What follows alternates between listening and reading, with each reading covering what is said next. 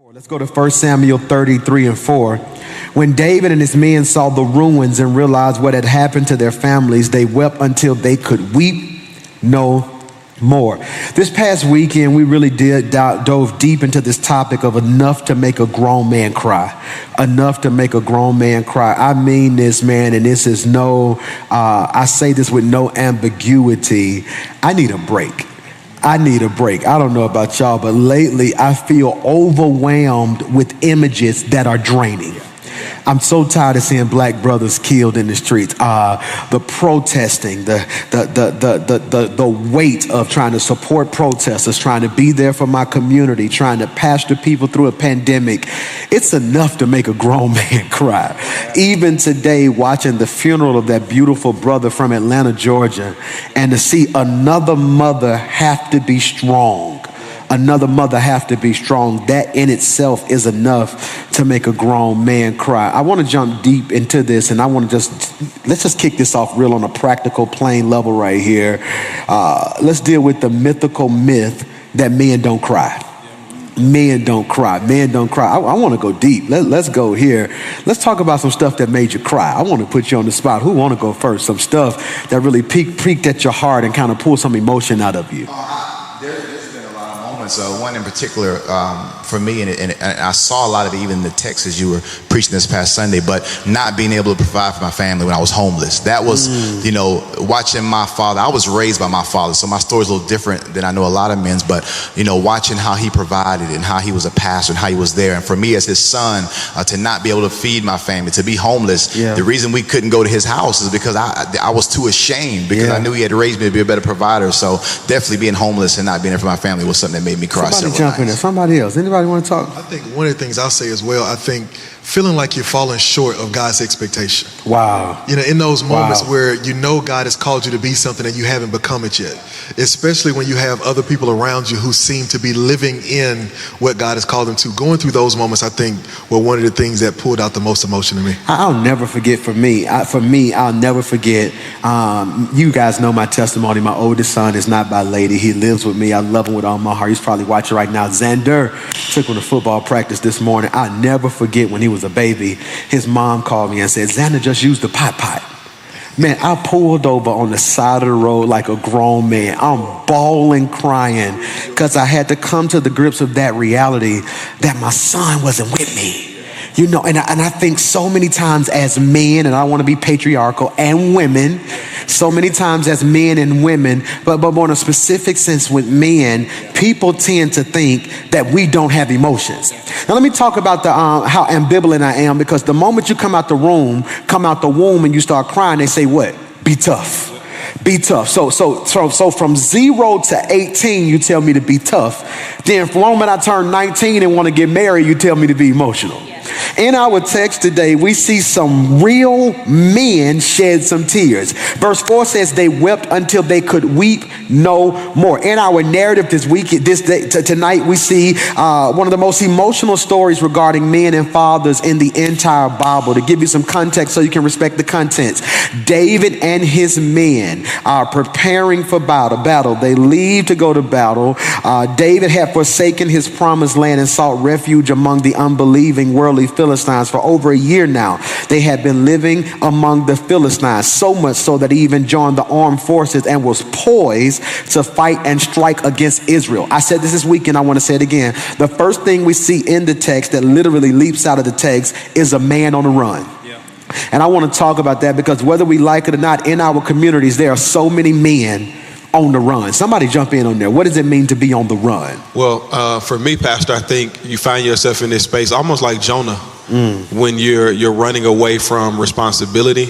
Many times when I find myself running, I'm running from something that God told me to do that I really would prefer not to.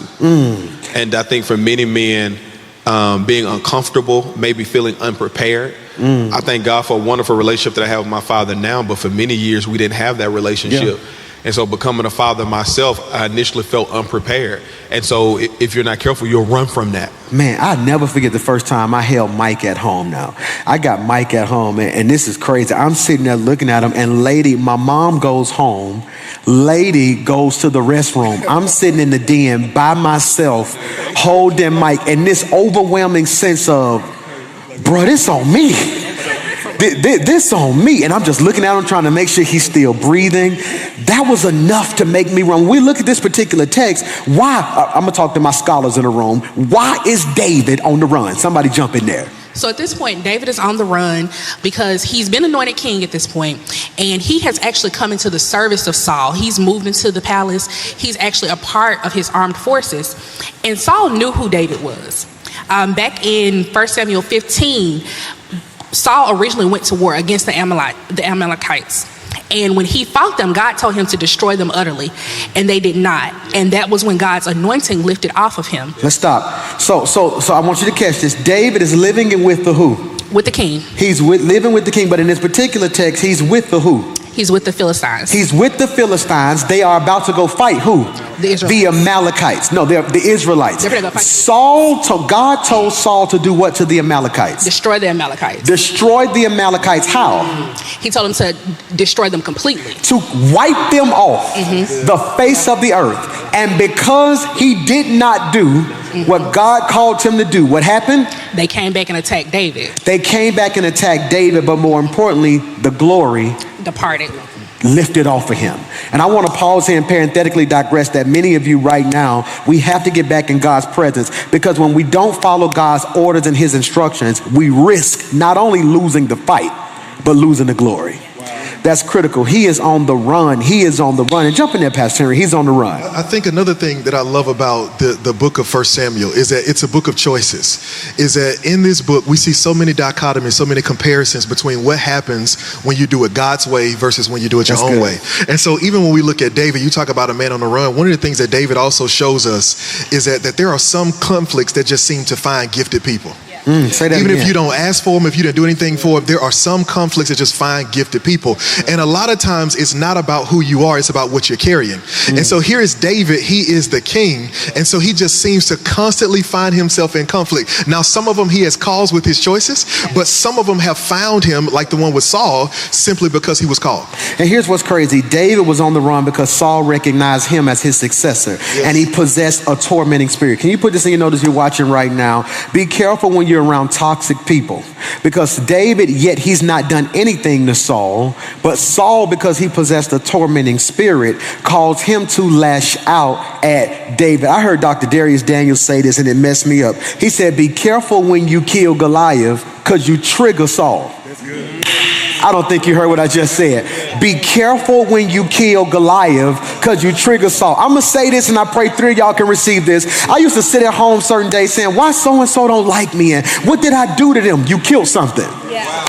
See, sometimes it's not about what you did to them personally, it's what you triggered unintentionally. See, sometimes while you're busy over here saying I did it, you don't realize who watched it saying, if they could take that down, what could they do to me?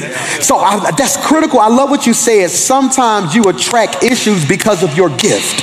That's critical. And I need you to catch this. 1 Samuel 30:1. 3 days later, when David and his men arrived home to their hometown Ziklag, they found that the Amalekites had made their raid on the Negev and Ziklag, and they had crushed Ziklag and burned it to the ground. Not only do we see a man on the run, but number 2, we see a man out of position. The text says, while the men were missing, the enemy raided the city. Now, here's what's critical. Why are they missing? If you look at this with an untrained eye, you're going to say, Pastor Mike, they were going to battle. That's what men are supposed to do. No, the problem is they're going to a battle that they should have never been in the first place. Somebody jump in on that. All right, come on. Because this gets me excited. Because here's what's really happening. David is having a feud with Saul. Yeah. So he's going to war with Israel. I'm going to say that again. Say it again. David is having a feud with Saul, so he goes to war against Israel. Stop. So he's having a feud with Saul. Yes. Going to war with Israel. That's it. He finna go fight. Yes. The very people That he called to lead. he called to lead. Yes. Jump in there. Come on now. So I'm looking at this and I'm tripping because so often, to put this in our context, we can get put it in a church context. We can have an alt with the pastor and give up on the whole church, not realizing that we getting ready to go fight the very thing that God has called to save us. So is it critical? Is it possible that when people come to church and an usher rub them the wrong way, that they in turn start fighting the very people that God called them to lead, but they're too busy being on the run in their feelings?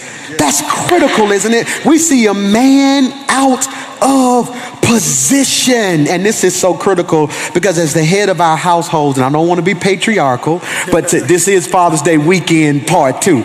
As the head of our households, I'm going to say this, there's just certain things that can't happen when I'm in the house. Somebody jumping. I mean, there's just certain things that can't happen when I'm in the house. You know, and I noticed that, you know, even sometimes in our calling and our purpose, it calls us sometimes by the house. I know when I come home, it's certain things. Raquel may have been telling Jace, don't do that. He liked to write on the TV with these magical markers. I'm like, Jace, don't do that. And it's done. She could say it 10 times, but when Daddy said, when I'm in the house, when I'm in position, it's just a difference when I say it. And I think sometimes pressure also calls us to be out of position. Pressure also calls us to be on the run. Because I know, for instance, in my own life, man, one of the most absent times of my life, in my children's life, is because I was dealing with so much pressure that I just didn't feel like I had the time to deal with them at that same time as well. So it's just something about a father being there just makes a difference. That's true. Even growing up, it was always, whenever I wanted to do something, it was always go ask your daddy, go ask your daddy, and go ask your daddy. Even though I knew I was my daddy's baby, I was the only girl, so anything I asked for was a yes, but it was always, well, go ask your daddy, or wait till your daddy get home and tell your daddy what you did. And that just, to this day, and I think I can share this, going through it with Pastor Mike, looking at him as my spiritual father. It's one thing to disappoint Pastor Hollis, but to think that I disappointed Pastor Mike, for him to say he don't want to talk to me. Yeah, and because when a man's out of position, I want to talk about this because culturally, the more I begin to research who I am, I don't want to say your pastor is becoming woke. Because I think woke carries so many connotations. I was never asleep. I'm just diving deeper into my cultural and into my heritage. And the more I begin to research, and we was looking at this, Hollis, we was looking at how culturally when they had slaves, the first thing they would do was break the strongest male. They would take these men and treat them as studs and just breed men and rip us out of our homes. And as a consequence, a lot of men today are still running around living like studs. Living like studs. Culturally, they would take the male, they would try to breed the strongest male with the best woman, and they were trying to breed children. They would sell you off. So now families are divided, which is why now it feels natural to some men to just get some and leave. Because culturally, for years, that's how they treated us. And so systemically, this is why on Father's Day, you didn't see me run a lot of stats. Like 36% of children without a father in the home would be 45% without a father. I didn't do that because a lot of those stats are secretly used by conservatives to push this agenda that racism hasn't had an impact on the African American family. Did you hear what I just said right there? So what am I trying to realize? If we're not careful, the culture is trying to push the man out of position. I love every strong sister watching me right now. I want you to be strong. I want you to be anointed. But with the truth of the matter is, every person watching this stream has been positively or negatively impacted by some man. And it is our responsibility now to do our best in our local context to make sure the man is in position. Don't protest if you're not going to visit your children. Did you catch that? Don't try to be the best #1 artist in the country if you're not going to raise your kids. No, I'm telling us now that my greatest assignment is not standing before people right now on this live. My greatest assignment is being a father. It's being a father. Ministry starts at home. The text says while they were missing, some stuff got took. Look at this, and I need you to catch this. Why? Because we cannot stress again the criticality of our presence. We cannot stress again the criticality of our presence. Not only do I see a man on the run, not only do I see a man out of position, but look at the third thing I see. I see a man under pressure. Because look at this, it says, and they took captive the women and all who were there, both small and great, without killing anyone, and carried them off and went their way. When David and his men came to the city, behold, it was burned with fire. Their wives and their sons sons and their daughters were taken captive. Then David and the people who were left, watch this, lifted their voices and began to weep. What do we see when a man is out of position? His house gets raided. Somebody jump in there, man. Let's talk about that. I think that's good because even if we go all the way back to the book of Genesis and you look at Adam and Eve in the garden, the Bible says that the enemy was able, in the form of a serpent, to encounter Eve absent of her husband. That's good. So That's much good. so that when God comes walking through the garden, he says, Adam, Where are you? where are you? Jesus. And so we always see where the enemy is able to have a power absent a man that he wouldn't have had we been present. The fall of man can be tied to the fact that when a man was supposed to be present, he wasn't. Left her uncovered. Let's talk about this. I want to take a different angle, and I think we'll have some fun with this, because let's talk about the potential for a man to be physically present yet morally absent. Because here's one of the things that I think David wrestled with. David wrestles with the fact that his home has been raided when just 3 chapters earlier he was the raider. And so now what David is dealing with is he's dealing with the fact that someone has done to him what he has done to others. And so now he's wrestling. If I could be honest, as a father to 4 girls, one of my biggest fears is that my daughters will encounter who I used to be. Ooh. And so one of the things that David is going up against is that now he's been raided and he's happy because it says that the bodies weren't there, that they weren't killed. But 1 Samuel 27 shows us that when David raided, he killed everything. And so now here he is having to deal with the reality that now he's come up against somebody who is doing to him what he's done to others. I want to deal with this. Let's talk about this. The criticality of decisions. Yes. That's critical because David makes a decision to go fight. Nowhere in the text do the men make the decision because they're loyal to a brother who is not in purpose. They lose something. That's critical. I want to stress to somebody watching right now, all of us can't make bad decisions. If I make a bad decision, it impacts too many people. We got to understand, and I pray you can receive this, that whenever we get out of position, what we tend to lose is not just on us. That's critical, ain't it? It's not just on us. My wife, every time the boys start going left, the first thing she say is, you need to go and hurry up and get home. Because again, she just understands that when daddy is in position, when a man is in position, and this sermon is not a slight to any female, but all of us can attest, successful, rich, poor, everybody want their daddy. Just want your daddy to say they proud of you. My dad called me today and literally said, I answered the phone and said, hello. He said, what's up, hero? He said, boy, I'm just so proud of you, man. Riding down the street, your song come on the radio. Somebody called me about a speech you made. I'm just like, man, this boy. And at 36, I still feel 15. Hang up the phone. You heard my daddy just say it right. Because it's something, Jesus performs no miracles until his Father affirms him.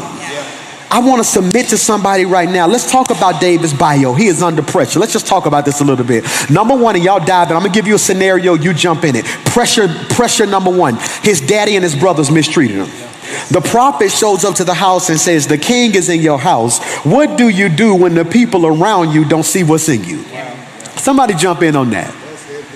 It's David was basically overlooked. You know, he asked about sons, and of course the sons came in. But what I love about that, you know, Pastor, and what God really used to bless me was that the oil didn't stop flowing until David showed up. And it was about, okay, somebody else, you may not be in that position yet, somebody else may be there, but don't worry because the oil won't stop flowing until you show up. It doesn't matter how many times you're overlooked or picked, you know, people are picked before you. God, if the calling is on your life, if the anointing is on your life. I remember in my career earlier, man, I was a non-singer. I was a Kurt Franklin wannabe. They had every reason why I would not be successful. But sitting here today at Rock City, I have more #1 songs than any singer, any amazing person, because what God has for you, it is for you. It is for you. And what's critical is, look, pressure. His daddy and his brothers mistreated him.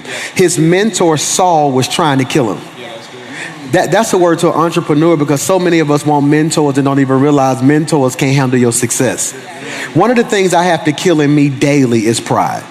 You know, I'm surrounded, as you watch me right now, I'm just surrounded by some geniuses. This will soon be Dr. Leslie, and everybody knows Pastor Hollins and how gifted he is. Pastor Henry probably gonna have a PhD one day. James Fortune, he just slyway gave us a little slyway testimony with a slyway shade. You know, God, a humble brag. You know, God bless you. Can't even sing, but more number ones than everybody in the country. God bless you. No, but you got to know his heart to know how sincere he is about that. And one thing I have to always say is, God, I know you called me to kill thousands. One of them may kill tens of thousands. Don't throw a spear. When you're comfortable in your assignment, from my soul, I want Pastor Hollis's church to be better than mine. From my soul, I want each and one of you to accomplish everything you have. I started quarantine out in our first staff meeting, asking each and every one of you, what are you trying to accomplish? What are you trying to work on? Pastor Henry loves simple systems. He loves giving you 10 steps to this and 21 steps to this and 5 steps to this and practical ways to make it through life. I want him to be the African-American version of Nelsie Searcy.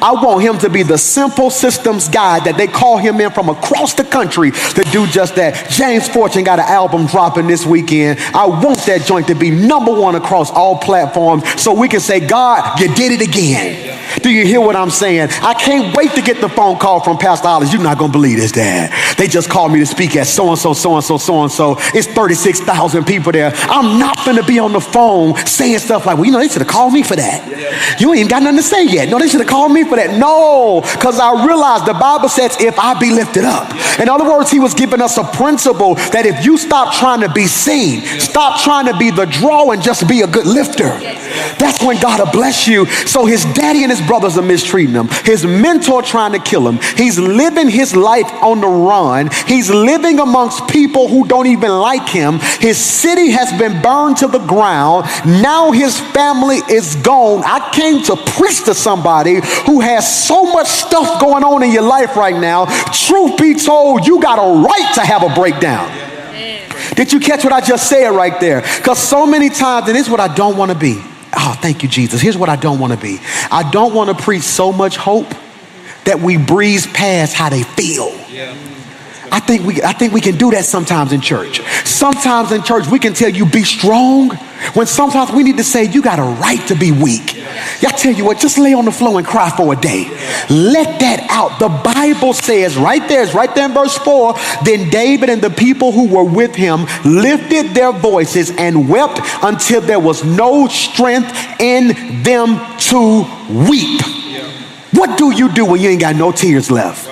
I want to talk about this, and I want to push each one of you. I'm going to push this side. I'm going to push this side, okay? This side, I want y'all to converse amongst each other. You deal with heart attacks. This side deal with strokes. We're going to do it again. You got heart attacks. Y'all work together. You got strokes. Because I want to submit to somebody watching me tonight that there are 2 people on this stream tonight. Some of you have been through so many things in your life. You're dealing with spiritual heart attacks. The other half is having spiritual strokes. Now, what's the difference? You feel a heart attack. A stroke happens and you don't know what happened. All right, so I'm going to deal with this. Here we go. Here we go. Here we go. Rock, paper, scissors right here. We're going to go to it. See who go first. Rock, paper, scissors, shoot. All right, it's on you. Let's go. Let's go. Let's go. Strokes typically happen when there's a blockage of some type. And so something that's supposed to flow regularly and smoothly is now your progress is impeded because you ran into something. Did you hear what he just said? Do you hear what he just said? He said a stroke is a blockage. He just pulled that one out. A stroke is a blockage. So here it is. Our relationship is supposed to flow, but something caused a blockage. Now I don't feel. What went numb because of a blockage you didn't see being formed? Do you see this? What if David would have said, you know what? I don't even need this stuff. Y'all want to kill me, want to talk about me? I'm losing my family too. Part of the problem with being gifted is that you are so great at what you do that people forget you going through the same thing they going through. I had somebody tell me, Pastor Mike, I need you to do so-and-so, so-and-so. I said, hey, I'm in a pandemic too. I'm worried about my kids catching it too. I'm trying to figure out how I'm going to pay people too. I'm trying to figure out where my mind is experience too. The only problem is don't ever be so caught up in your pain that you don't think nobody else is going through pain. And I came to submit to somebody watching me right now, just because you have days when you can't stop crying and hurting, it doesn't mean you're weak, it means you're human. Somebody in the comments just type, I'm human.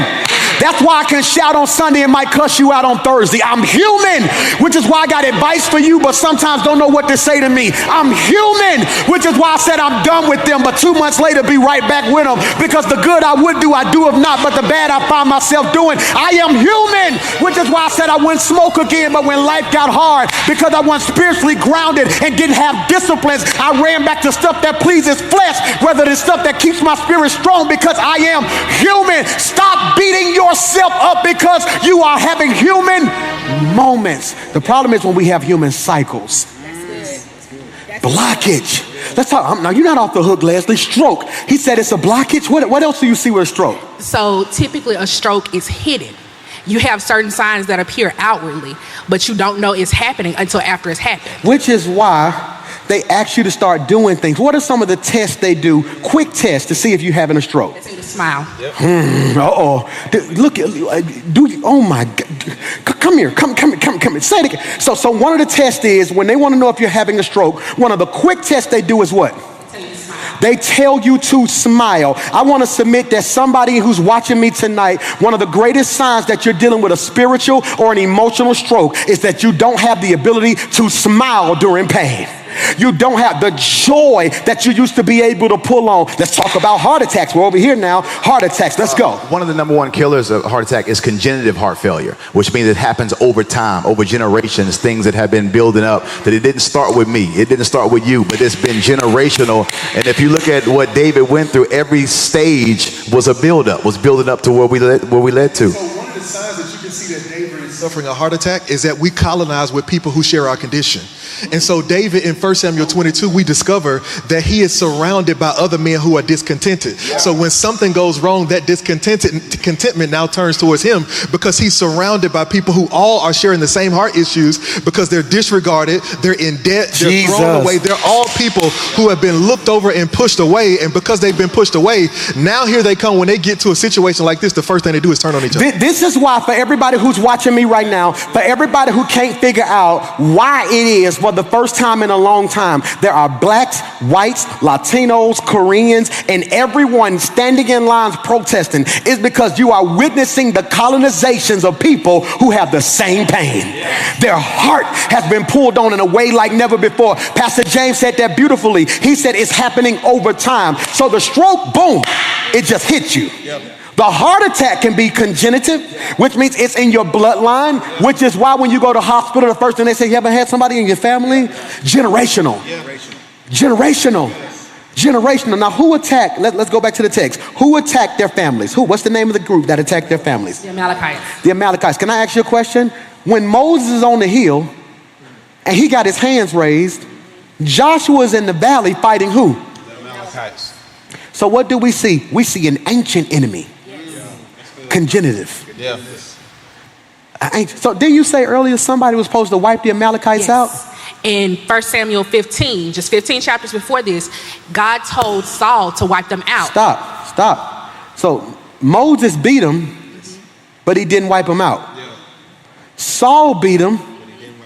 He killed the people, but he kept the king alive.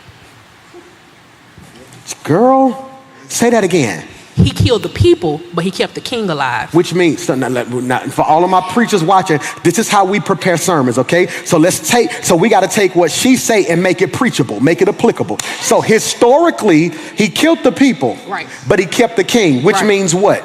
He kept the head alive. And everybody knows if you're going to kill a snake, you got to get rid of the head. You got to get rid of it. Or? He also didn't kill the spirit that God was trying to eradicate. It wasn't just about wiping them out. It was doing away with the spirit of who they were. This is why it's so hard for certain organizations to grow, because people leave, but their spirit don't. This is why sometimes the Holy Spirit spoke to me the other day. Holy Spirit spoke to me the other day. I'm preaching if y'all have received that. Why y'all sleeping on me now? Y'all be having y'all little intellectual stuff. Give me some stuff too. Clap for me. I'm over here giving y'all some stuff. Clap for me. Hear me now, because you can get rid of folk, but you'll get rid of their spirit, which is why you break up with people and end up with the same type person. Because you broke up with that person, but you never disconnected from that spirit. I come against the spirit of a thing, which is why, look at me, which is why we marched in the 60s and got the ability to vote, which is why we marched in the 60s and got the ability to vote, which is why King died, but now at least segregation was ruined. Now we can go to whatever school we want to, we can eat at every restaurant we want to, but the problem is we got rid of the legislation, but we didn't kill the spirit. And because we didn't kill the spirit, although it's been dormant, just because it's dormant don't mean it's dead. And the problem with America is we keep having flare-ups.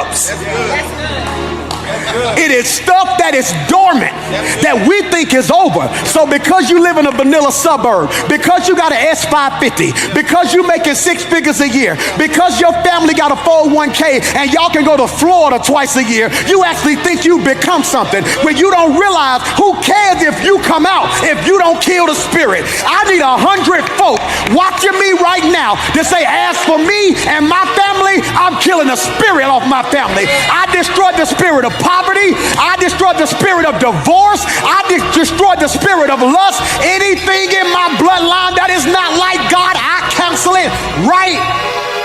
Y'all gonna make me have church today. I gotta kill the spirit. Give somebody an air high five and say, you got to kill the spirit. You got to kill the spirit. That stuff that happened in Birmingham 50 years ago, we got past it, but the spirit is still here. The spirit is still here. So right now in the name of Jesus, which is why I don't think it's coincidence that the same Woolworth, a name Woolworth that tried to kill our granddaddy, out of nowhere this past week, it ain't the same company, but the same name popped up with more racism. It's because you can do away with the entity, but if you don't address the spirit, say it again, say it in the mic. Wrestle not We against flesh wrestle and blood. not against flesh and blood. I don't care if Starbucks gonna give us $2 million. Are we gonna address the spirit? I don't care if Netflix cutting $60 million checks. Are we gonna address the spirit? As a people, we gotta stop being so satisfied with the headlines and these handouts. This is how I feel right now. Black Lives Matter. Well, here's a section on Netflix. Thank you. But justice. Hey, God bless you. Everybody can eat free. Hey, God bless you. We want justice. Hey. Here, we want to put the blackout on our social media page. Who cares if you're giving us public displays of affection if you're not faithful when we get home? That's good. That's good, Pastor. Don't just tell me. Thank you, that beautiful prophet from Canada. You're going to have to do more than just say it. That's critical. Generationally, he didn't destroy some stuff. As a father, there are 3 fathers on this stage right now. We're not being patriarchal, but it is Father's Day. So 3 fathers on this stage, 4 fathers right now. It's some stuff I got to kill. It's some stuff I got to kill. It's some stuff I got to kill, James.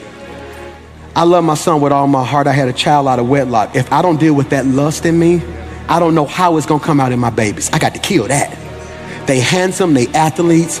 I gotta kill, it's some stuff. And the problem with us, we are never real about the stuff we gotta kill. Come on. Oh, that's so good, because what I discovered as I became an adult, a lot of my issues and struggles, my dad told me later that he struggled with, but he never talked to me about them when I was young. So now I'm watching my son. I'm seeing some of the stuff he like. I say, yeah, I already see it. I'm seeing some of the pictures. I'm seeing some of the stuff he's doing. But it's like I have real hard conversations with my sons, and my dad didn't do that, and I don't judge him for it. It was just different then. But I think now it's time for us to be more transparent. We talked about it a few weeks ago. The transparency is what's going to produce transformation. Transparency. We got to stop being silent about stuff that's killing us generationally. You hear me? Lust can kill. Here's the danger. Can I play devil's advocate? Yes, sir. All right, so if you're a whore, or if you're a player, or if you like sleeping around, whatever you want to call it, okay? That's what you do. Yeah. The root of it is what? Lust. Can I ask you a question? So it means if I pass lust on to my child, I can't determine what he gonna lust for. I can't determine the fruit. I can only build on the root. Y'all don't hear what I just said.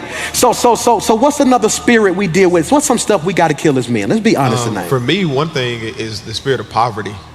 And I think so many times poverty is tied to what we do or do not have in our bank account, when truth be told, Pastor, it's so much deeper than that.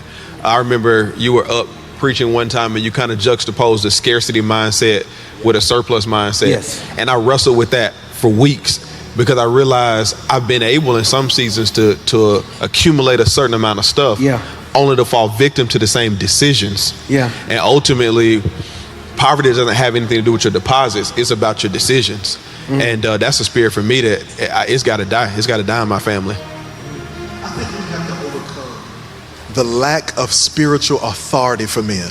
And here's one of the reasons I say that is because I think as men, we all have stories for how we became who we are. But at some point, we've got to come to the realization that we cannot change our past, but we can change our futures.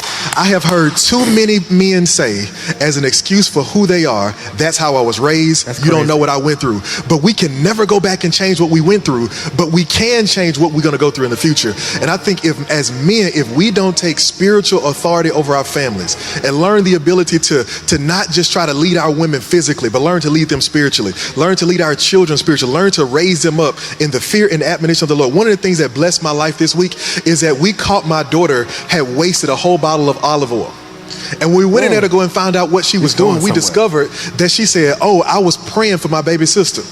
And so she had wasted a whole bottle of oil, and we found my little baby daughter, my 1-year-old, she got oil all on her head because the 2-year-old in there trying to anoint her and pray for her. And so what I'm sitting there saying is that this is the kind of legacy we got to leave, is that our children will do what they see us do, and that goes both ways. That goes both positive and negative. And so we've got to pass on this idea of spiritual identity and authority. And see, this is why my kids aren't going back to school in the fall, okay? They're not going back to school in the fall. I'm in the process of emptying my office out at home. I'm finna buy a couple tables. I'm gonna put a TV in there. There's gonna be learning stations. I am so grateful for this opportunity, because again, I'm gonna say this, I do not believe the world system was supposed to be the primary educator of my child. Did you catch what I just said, Leslie? I do not believe it. We're going to have the church, I am. Now, I'm going to say this, and I pray my sisters who's watching don't say, well, Pastor Mike, you being patriarchal. No, I'm not. I am taking responsibility for those God has given me. I can't wait. Hear me when I can't wait. I'm already writing a curriculum out on how I'm going to juxtapose worldly things and godly things. Where I'm going to talk about the first week 1 at our school this summer, this fall, week 1 is stewardship. What is that in the earthly realm? Responsibility. Then what's the assignment for it? Why, PMJ? Because taking spiritual authority ain't just whooping them. Let's talk, what does taking spiritual authority on a practical level mean? Really what you said, Pastor Mike, that's the way it was. That was the difference in the 60s, is they were the primary teachers. And that's what it is. Taking spiritual authority is saying, I'm going to teach my children. I'm going to bring them up in the admonition of the Lord. That's something that we hear a lot during child dedication, is I'm going to raise them in the fear and admonition. Well, it's very clear that the world has no regard for God. However, as spiritual beings, that's our primary source. So we have to take the role and say, no, I'm going to educate my child in that. So, and I love it. Our children are not just going to do what we tell them. They're going to mimic what they see us doing. You got me? Like my boys, they'll see me and say, get a room, Dad. I want them to see me just kind of rubbing up on Mama. I want them to see me. I love it. I will walk in the room in the middle of the night and just say, Father, in Jesus' name, Father. And they'll open their eyes and kind of roll over. I'm trying, because here it is again. Let's talk about this. What are some things we got to kill? Come on, let's talk. What's some more things we got to kill as men? I think, and you talked about how do we take spiritual authority? I want to combine those two things. I think it's this idea of prayerlessness, and how we struggle to have spiritual authority because we're struggling to pray. We have to understand that if God sacrificed his son to die for us, then that would lead me to believe that he also wants to speak to us. Like if he loved me enough to sacrifice his only son for me, then he probably wants to have an intimate and interactive relationship with me. And so I think that it's impossible for us to have spiritual authority when we are not talking to the supreme or sovereign authority figure. And I think that's something that we've got to kill, that lack of prayer, especially amongst men, because what the devil is afraid of is a man that can pray. Yeah. I think something too that's important for men to kill, and I know we're gonna deal with it this weekend and rock the house with Rockefellers, is that spirit of control and having to have control, having to be in control. And I think for me, I struggled because I always learned in church about, wives, submit to your husbands, and men were the leader. I grew up Baptist, so at one time women weren't even allowed in the pulpit. So I was always just without even knowing subconsciously, like, we in control, like we control, we make. And I think for me, when I went through some things in my life that many of you know about, I learned that my issue was it really wasn't so much anger, is that when I wasn't in control, I got out of control. I had to be in control. That control was like a drug. Control can be like it can be addicted to control. That whenever you're not in control, when you're in control, you're at peace, you're at ease. But I think that controlling spirit with a lot of men destroys families, destroys homes, and so many other areas in your life. I want to submit to somebody. There's some stuff we got to kill. There's some stuff we got to kill, and I'm trying to mimic that as a father. I mean this, man. When I make mistakes, this morning I woke up and Xander has to be out of the house by 8 o'clock so he can be at practice. Practice starts at 8:45, but you can start getting there by 8:20. I want the coach to see that he's always on time, always where he needs to be. So at 8 o'clock, we always leaving out the door. To this morning, I sat there, it's 8:10. I'm just laying in the bed looking at him like, I wonder is he gonna get up and come in and say, Dad, I'm ready. I just sat there, so around 8:25, I said, Xander. He came running there. I said, hey, you weren't gonna tell me it's time to go? He said, I thought you knew. I said, no. I said, if you see ain't nobody moved, that's when you get up and you say, hey, Dad, I got to be here. Watch this. It's not my job to put water in your bucket. It's not my job to make sure you got your cleats. He left his mask today. It ain't my job to make sure you got your mask. I'm not doing none of that. You are of age now. So I'm having to understand, watch this, but as I'm driving, I heard my pastor say this and I want to share with you. He said, my son is a teenager, which means I'm going to fuss at him 12 times a day, which means I probably need to hug him 24 times. Because I don't only want to hear me coming down. He's going to be able to handle my critique because he lived for my compliments. Did you catch what I just said? So the whole car ride, I'm like, bro, you're going to kill him today. I said, his thigh was hurting a little bit. The whole car ride, I rubbed his thigh, Father, in Jesus' name. You feel it getting stronger? Oh, it's getting stronger today. No, I got the special powers now. I'm praying for him. You got me? I'm kissing him on the head. I'll walk up behind him and just love on him. I don't want him to feel like he's never felt loved. They carried off the women and children and everyone else without killing anyone. Warren W. Wiersbe said, perhaps the Lord permitted this raid on Ziklag to encourage David to get out of the enemy's territory and go back to Judah where he belonged. What if God allowed this to happen? Because sometimes rejection is our direction. That's critical, ain't it? I love what Dr. William Fluker said. He called it dangerous memories. Too many men have dangerous memories that just because you survived it, it's still living in you. Dangerous memories. We have to deal with the fact that so many brothers and so many sisters didn't grow up with a positive male figure in your life. So you're running from something and don't even realize in your process of running from it, you're becoming it.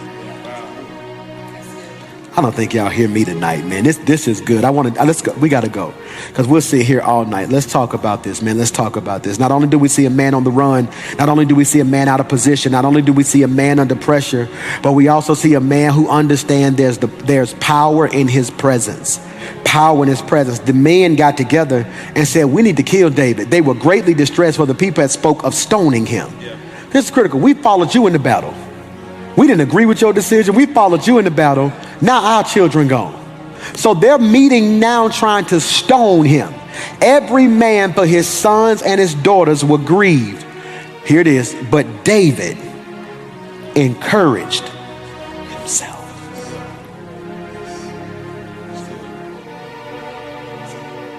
Can I be honest with you? Why is it encouraging you is so easy, but encouraging me is so difficult?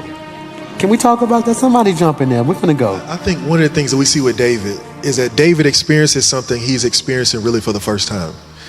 And that is the fact that his decisions have an effect on other people. Yeah. For the first time, David has to see that what I'm doing will affect other people. Yeah. And so I think he shows us a great leadership principle that God often takes us through as gifted people, is that God gives us hills to conquer before he gives us mountains to climb. That's good. Is that sometimes God says to us, I'm giving you something that's a taste of what I'm giving you in the future. Because here comes David getting ready to lead an entire kingdom. And what God is trying to say to him is that, David, you can't just make choices based on what seems convenient to you, because other people got something to lose. When people decide to follow you, they're making a big decision. When people decide to support you, they're making a big decision. And so he says, David, I'm allowing you to have this moment so that you can see what it feels like to overcome this. So when you get to that, you know what to do. And it's a different way. It's a different way. I never forget. You're seeing that now pastoring. You're seeing that now pastoring. When you're sitting in the 2 seat or the 3 seat or the 4 seat, sometimes you can say stuff like, why he playing with people? He just need to tell them like it is till you get in that seat. And now I used to always push on you, the pastor's heart. Now your heart bleed differently. God is showing David, hey, when you become king, don't run into stuff. It's not only going to cost you. I never forget, because I'm radical, I'm wild. I never get the time I did something that went viral in our city. And I was just joking on Facebook, and then it went viral. And I came into the conference room, and all y'all was looking at me. I never forget that day. Y'all had y'all little intervention. You remember that? And I walk into there, and I swallowed. I said, all right, come on, let's go. And I sat down, and I went around the room and let everybody say what they wanted to say. James, they giving it to me. Pastor, you got to come on now. We're going to follow you to the end of the world. But it's like, come on. Don't give the people the bullets to shoot you with. And they just talking and hear me. No, my problem is, what does this mean on your families? And what does it mean? And I'm sitting there, and for the first time, all I could say was, you're right. Because like David, I realized real quickly, my decisions hurt everybody. They hurt everybody. They have to be prayed over. They have to be thought out. I like this because look at what happens. Then he said to Abner the priest, watch this, bring me the ephod. Who wants to tell him what the ephod is? So the ephod was the priestly garment. It literally had a stone in it for every tribe. And whenever you wanted to go inquire of the Lord and wanted an answer, you had to go and get the ephod. It had a stone from every tribe. Every tribe. So this was like the Infinity Stone jacket.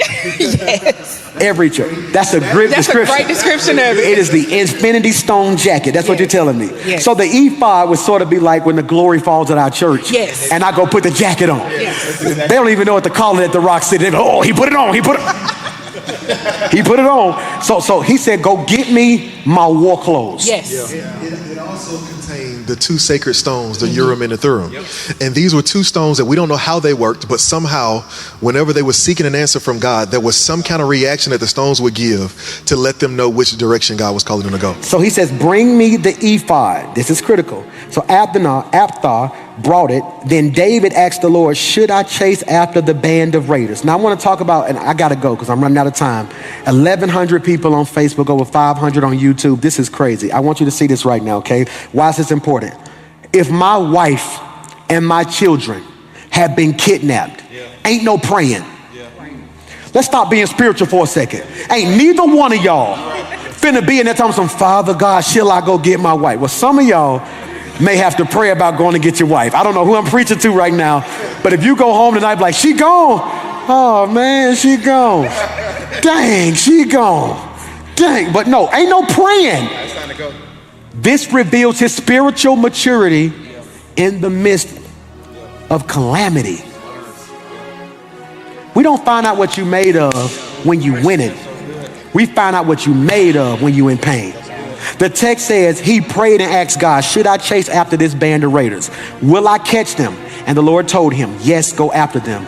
You will surely recover everything that was taken from you. That's critical, ain't it?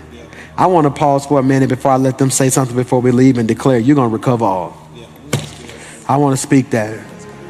I want to change that because that sounds good, but it may not be accurate. You're going to recover everything God told you to pursue. Because there's certain stuff the enemy came and took, God wanted took. It's certain stuff God, and I believe David knew everything shouldn't be recovered. Let's get ready to lead tonight. What are you hearing from God concerning what we talked about tonight? Jump in there. It just reminded me of the importance of seeking God in everything that you do. Yeah. When you were sharing that last part, I thought about Moses, and he asked God, should I go up from this place? And he said, I can't go up if your presence doesn't go. If your spirit doesn't go with me, I'm not willing to move from here. So no matter what it looks like you lost, if God isn't there with you and you aren't sure of his presence, don't move until you know. Pastor Hollis, jump in there. I think it shows the sovereignty of God, because David is dealing with having lost his family and the families of his men because he decided to bust a move that God hadn't given him permission to. And he's able to intelligently and immediately apply this lesson and say, now, even though I want to go get my family, even though they're putting pressure on me saying they're going to kill me if we don't do something, let me stop and pray. Because the only thing that would make this situation worse is if I repeat the same mistake again. Oh, wow. Oh, wow. Pastor Harry. One of the things that we see, the custom of that day, was that when raiders came in, they would kill the men, take the women and children and the elderly. In essence, they would only kill those who they knew were a threat. And so what I want to say, especially to men, is one of the things that I'm praying for all of our men is that we re-engage and recapture our emotional maturity.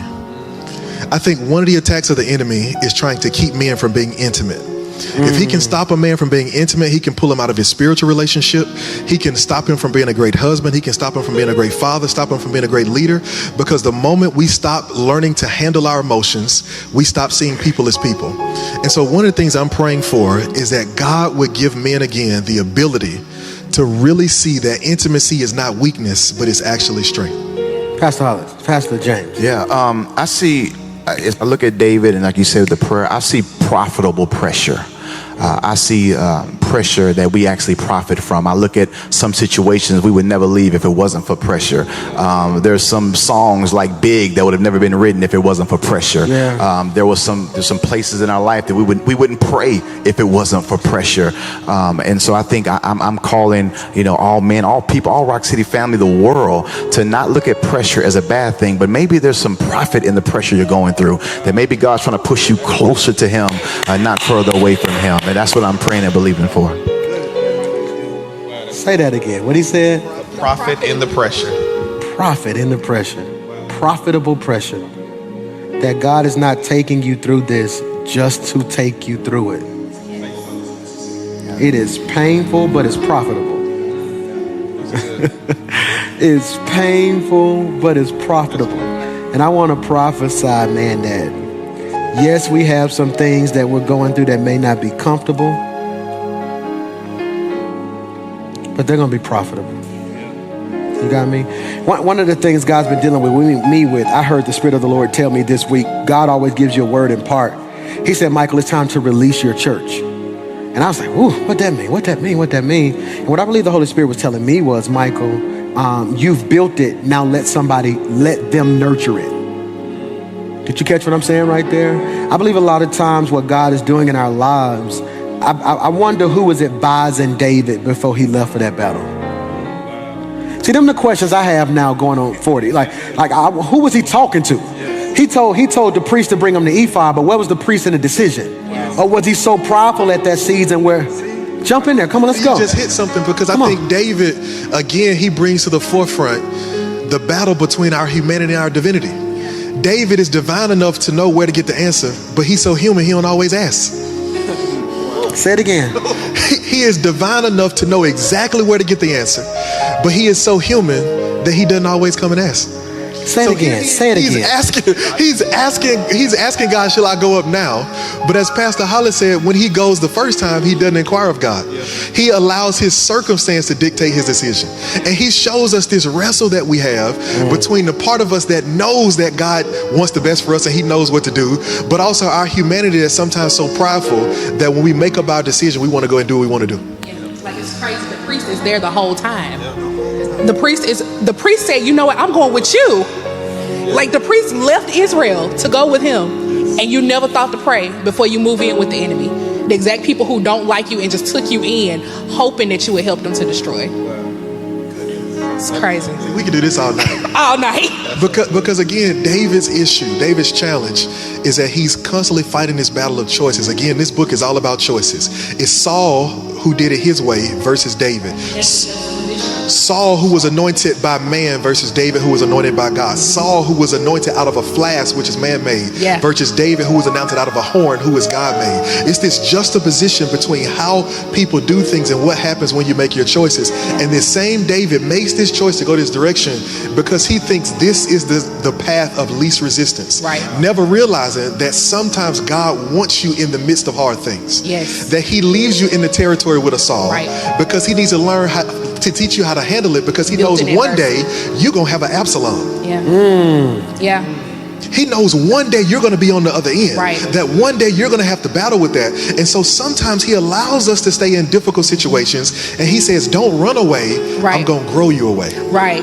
Jump in there. Jump Right. in there. That's crazy, because even in that, like when you speak about Absalom, had he not dealt with Saul in the proper perspective, I wonder how left the story between Absalom could have gone, because Saul treated him like a son. You know, Saul took him in, he made him second only to his child. And then even his child recognized who David was, to the point that he said, no, I will follow you to the ends of the earth. But you know, again, had he gone in there with the big head, oh, I've been anointed king 3 or 4 times, I know who I am.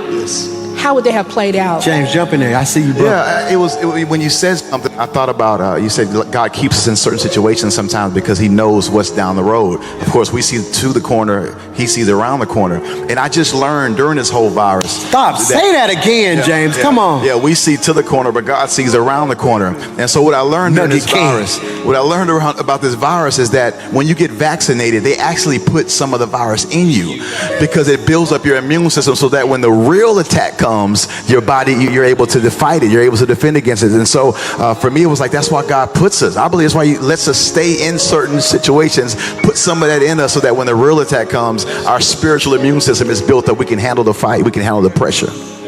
We can be here all night. That's so That's good. good. We can be here all night That is so because good. so many people are wrestling. Yeah. So many people are wrestling. And what I'm trying to be as a spiritual father, what I'm trying to be right now as a pastor, I am trying to position myself to where God, get this stuff out of me so I don't become a heel to those I'm trying to lead.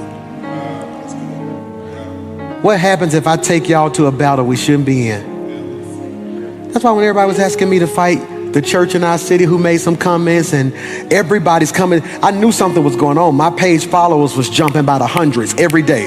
Like, when Pastor Mike gonna say something? And the Holy Spirit, I'm grateful because tonight I see, had we ran to a battle we shouldn't have been in, what would have got lost? Wow. That's so good. I'm trying to be a part of the solution. I like that. Like I'm grateful now that I get phone calls like the one I got today from Miles College, where they're finna be the first HBCU to have a Black Lives Matter mural on their campus, and our church was able to pay for that and say, hey, no, we got y'all. Let's make history. No, that 3,000, let's make history. You get what I'm saying? So I'm ready to fight the battles. Let's stop. We in it too much. The God ordained battles. Yeah. That's good. Wow. Father, in Jesus' name, I pray that you cover and keep us. Oh God, I pray for every person who has some things that they need to kill so it won't touch our posterity. God, I thank you for some people who are holy and humble. God, I thank you that we're so sincere that even our cameraman got his hand lifted right now. Because God, although we're doing the work of God, we don't want to lose our love for God. So God, we ask in this moment that you cover us. We ask in this moment that you keep us. God, I pray right now for those who have lost some stuff because they're in some situations they shouldn't be in. God, I claim spiritual authority for every man and woman watching me tonight. Yes, God, I thank you that you're doing what eyes have not seen and ears have not heard. God, I ask in this moment that if we have gotten out of the will of God, bring us back into your will.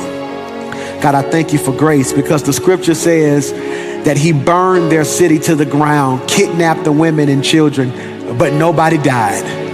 So God, I'm grateful that it's some stuff that I lost during my seasons of being out of position, but I still got it back, God. So I declare prophetically, we shall recover all. We shall recover all. It's in Jesus' name we pray. And everybody said, amen. Come on, clap your hands. help for the holidays. Yes, sir. Help for the holidays. There's an acronym for help that I pray you can receive right here. There's an acronym for help. HELP. Healthy Emotional Life Principles. That's what that means. Put that in the comments. Somebody be Pastor Mike's assistant today. Put that in the comments. HELP. HELP. Healthy Emotional Life Principles. What we're trying to do now is slow things down. You probably won't get a lot of high five your neighbor today. Yes. You may not get a whole lot of jump up and tell God thank you today. We want to give you something that is substantive that you can take and make applicable to your life so you can become. The problem so many people have is they confuse their work with their worth. They confuse their work with their worth. I didn't ask you what you do. I am asking you in this season, who are you? And the sad reality in the body of Christ and in this world, this current climate that we find ourselves situated and acculturated in, is that we have placed too high of a priority on becoming instead of being. And what I'm trying to get you to realize is gratitude starts, and here's our first definition, understanding the principle of gratitude. The principle of gratitude. Let's look at this. The principle of gratitude suggests that what I have is just as valuable as what I want. Now, something you have to understand if you've been around Rock City for a while, you do know this. Pastor Mike does not mind repeating himself. Paul, that talented tent maker from Tarsus, said, it is good that I repeat myself. Why, Pastor Mike? Because I am trying, here's a beautiful $2 word for you, trying to inculcate you with knowledge. I am trying to overwhelm you with these principles that when life happens, it just comes out of you. Now, that's what's happening with so many people. They got the word at hand, but it's not in the heart. Hide the word in my heart, not in my hand. So many people got the word in their hand, but sadly, it's not in their what? Heart. If I stomp my toe, if I'm a cusser, oh, it's coming out. If somebody make me mad, whatever I am, it's coming out. And many of us are wrestling with anxiety, fear, depression, low self-esteem, regret, because we have something at hand that has not made its way to our hearts. That's good. And I want to give you this definition. It's called the principle of gratitude. I'm going to inculcate you with this one. The principle of gratitude suggests that what I have is just as valuable as what I want. That's critical. Who wants to jump in on that one? I would love to jump in there because I think this is showing us many times we overestimate what we want and underestimate what we have. Let's stop. Let's make a screen out of that last letter. Let's make it. There it is. There it is. Many times we overestimate what we want and underestimate what we have. We overestimate, if I get this job, man, everything gonna be better. If I get this car, man, I'm gonna look so good. If we get this house, we really gonna be a family. And we underestimate what we currently have. Now I wanna put this to the test. Whoever wanted a new car? All right, ain't nothing wrong with that. It ain't nothing wrong with wanting something. Absolutely. Then who stopped taking care of their current car? Look, I never forget we got ready to move. I stopped cutting grass and everything. This ain't my house. The boys was wasting stuff on the floor. Whoever house we need, no, we finna move.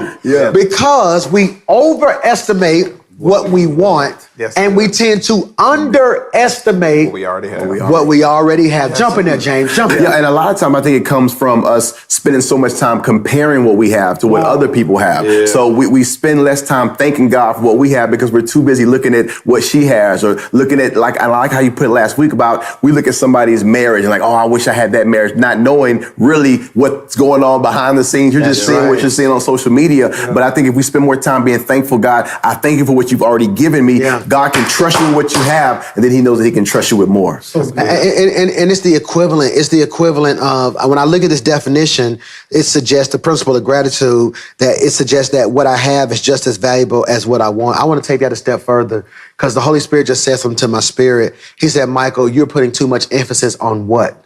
I want to change the definition. The principle of gratitude suggests that who I am is just as valuable as who I want to be. Wow. That's good. Did you catch that? That's good. Who I am is just as valuable as who I want to be. I want to apologize, and I wish I can go back a week, because you will never value stuff if you don't value you. That's good. That's good. Did you catch that? That's good. You will never value stuff if you don't value you. That's good. I guarantee if you asked me for something to drink and I brought you a raggedy, dirty, mud-covered water bottle, you would tell me, I don't want that. Even in spite of the fact that the water on the inside is clean. What's carrying the water was flawed. That's good. And too many of us, when you don't properly value you, you will never appreciate what you have. Because you will only see what you have through the lens of who you are. Yes. That's good. I was tripping. If you don't mind, can you put the camera on Pastor D? Those glasses that he have on right now currently aren't his glasses. Those are, now put the camera on Pastor Hollis. Those are Pastor Hollis's glasses. They were on the counter and he looked at them and said, oh, I got to get these. And so for the sake of the taping and the taping only, you made that very clear. For the taping only, he can wear these glasses. Now, as Pastor Darius walked over here to the pool table, Pastor Hollis walked over by the couch and I heard him say something. He said, no, I need to get them back. And I said, what's wrong? He said, he looked better in them than I look in them. But I know the feeling. And many of you right now, that is a microcosm of what you feel. You look at somebody in the outfit and be like, dang, man, if I had that, I want that outfit. How many women have sent their stylist a hairstyle when in reality it wasn't the style? You wanted to look like the person in the picture. So when your stylist did the style, you and then in return said, no, it don't look the same, because you really didn't want the hair, you wanted them. Wow. That's so good. That's good. If I get your house won't. If I move into your house, this is so critical. I mean, God's blessed Lady and I to where we're kind of living in our dream home, and God has been very kind to us. But the thing I try to convince people all the time, if you moved into my house, you would probably be miserable. But if I moved into your apartment, I could be happy. Because when we were living in an extended stay, we would get up with the kids and still do certain stuff. Because we realized very quickly, if you don't value who you are and what you have, there is no exchange that's going to please you. Did you catch that? There is no exchange. The principle of gratitude suggests that what I have is just as valuable as what I want, and who I am is just as valuable as who I want to be. Pastor Hollis, I think you're one of the coldest brothers in the country. Pastor Curtis, I think you're one of the coldest brothers in the country. If you get caught up on looking at me and saying, dang, Pastor Stream got 1,000+ people on it. Mine only got 300. You will get to a point where you will become frustrated with 300 because you're chasing my 1,000. When conversely, there's somebody watching your 300 saying, if I can just get to 300, man, this 10 will be incredible. Because if we're not careful, everybody's chasing something. Yes, sir. Yes, sir. I hope I can succinctly summarize this. God, heal us from the passionate pursuit of never enough. That's it. The passionate pursuit of never enough. Never enough. Never enough. Never enough. God, oh my, if God never gives me another #1 song, he gave me Big. But sadly, you're going to laugh when I said the other day, man, God is only 26. You're right. It's people who lived their whole life, never had a #1. Wow. When is enough? Enough. That's good. And before you had a #1, you would have been grateful for 26 to be in the top 30. Now, let me show you how. I'm gonna come to you. Hold your thought. You remember when Big first came out and I made like top 70? I did a flyer. Big is number 70. Then the next week, Big is top 100. Then the next week, Big is 63. Well, they called the other day and said, Pastor Mike, you gonna do a flyer? I forgot it. Well, no, it's just 26. I gotta wait till I get top 10. Wow. Success. Well, you said something that was incredible, because you was talking about basically how we see ourselves. And I think when it comes to this stewardship, when it comes to this gratitude piece, I think it's a matter of proper perspective. I think it's how we see ourselves. And I believe our own perspectives of ourselves, we can devalue ourselves and we can project our own perspective onto other people so people handle us the way we see ourselves. So if we don't value ourselves, then people, in a sense, will see us as, okay, they may not see themselves the way they did. And as a result, we're handled that way. And I believe even when it comes to valuing what's in our hand, often the scripture says that I will make you ruler over many things. He said, you've been faithful over a few, Yes. so I should make you rulers over many. So I believe that if we steward what's in our hand, Yeah. that it determines what else comes in our hand. That's good. And so it determines if God can trust us with more because we've maximized or steward what's already in our hands. That's critical. And when we tiptoe into the circumference of today's text, we find ourselves situated in a culture in this pregnant Lucan text. And Luke 17:17, God asks a very important question. 17:17, what does he say? Didn't I heal 10? Yeah. Where are the other 9? Now, you learned this as you matriculated through Sunday School 101. This is the story where the 10 lepers are situated and acculturated outside of the city. Jesus pulls up on the scene. They shout, instead of unclean, that can preach, they shout, have mercy on us. They're all in one place on one accord, sick but together, struggling but together. They're in quarantine, but they're still united. I need you to catch this right now. They shout, have mercy on us. Jesus looks at them and says, go show yourself to the priest. As they went, they were healed. Here's the problem. 9 got busy leaving. 1 came back. Yes, sir. If today I want to take the time to look at the 9 who didn't come back. That's critical, because I want to submit to you those 9 people or those 9 lepers. Oh my God, that just preached to me. They are healed and forever remembered for their issue. These 10 nameless men, they are named for their issue. Now that's critical. And now when we get to heaven, we got to talk to Luke, because how is it they're healed, but they're not renamed? So we meet them as lepers. All right. That doesn't tell me who they are. That tells me what they have. Yeah. It tells me, it doesn't tell me who they are. It tells me what they have. Not 10 lepers. 10 get healed, but yet we still call them the 10 lepers. The only one we get a slight peek into his background is the one who came back. He is a Samaritan. That's critical. So those 9 who didn't come back, we believe collectively that there are 9 traits, or for lack of better terms, for the sake of this lesson, 9 glitches in our gratefulness. We want to name 9 things that if you possess any of these 9, they become a glitch in your gratefulness. So I'm gonna let you jump in, Pastor Hollis. What is a glitch? A glitch is something that can occur that causes something to not work the way it should. We all grew up playing Nintendo 64. And you be playing Nintendo 64, Mario Kart, Madden, whatever it was, and the game will start glitching. And if y'all remember, we have to grab the cartridge. You have to blow in it and then put it back in. Sometimes you'll be on your MacBook, on your computer working, and something will glitch. You have to restart your system. And so I think in the same way, when we talk about gratefulness and gratitude, that you can run into a glitch that keeps you from being as grateful as you should be. I got a definition of glitch. What is a glitch? It's right there on your screen. A sudden problem or fault, a malfunction or error.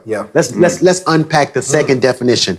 A minor problem that causes a temporary setback. A glitch is a minor problem that causes a temporary setback. Now, oh, Michael, that just blessed my life, because I want to show you how this is so misleading and it's really major. It is a minor problem. So minor denotes what? Not that big a deal. Little. Minor problem that causes not even a permanent, temporary. So let me show you how you hear with your ear and you don't even realize how you diminish the glitch. It is a minor, because if it was major, it could hurt. Temporary, it'll go away, not permanent. I'm gonna show you the effects of a minor temporary problem. This is the equivalent of somebody, let's just say someone who could change your life walks into a room, but you're having a bad day and they speak to you. And because you're having a bad day, there's a glitch in your attitude. And that day you lose it. And that person looks at you and says, God, I felt like God wanted me to bless you or whatever. But you know what? Keep your attitude. Although it was a minor moment, and after it, you're not even mad that day because it was temporary, that glitch cost you. Yes, sir. This is why when we roll up on that brother on the pool, the Bible says the sick man answered. Yeah, sick man. There was a glitch in his response. Yeah. It says the sick man answered him. Yeah. He says, do you wish to be made whole? Yeah. And he answers with a glitch. Yeah. Thank He you. says, I don't have nobody to put me in the pool. Yeah. I can sense that as an attitude Yeah. or some frustration. Yeah. He was overwhelmed. Yes. Let me show you something, because sickness, they are sick but not sightless. They're sick but not sightless. Yeah. Yeah. These 10 lepers see Jesus, recognize game, and say, have mercy. Yeah. The brother who's sick answers out of emotion. Yeah. I ain't got nobody to put me in the pool. Yeah. And Jesus said, "What? I didn't. Do you wish to be made whole?" This is critical now. He answers with the glitch. There's a good. brother situated, acculturated on a hill, nailed to a cross, Yeah. next to Jesus. Yeah. Two brothers are dying. Yeah. One fixes his glitch when you come into your kingdom. Wow. Remember me. Another one is still bitter, and he says he ain't nobody. He ain't no better than us. Yeah. One temporary flaw Yeah. put him in hell eternally. Yeah. Ooh.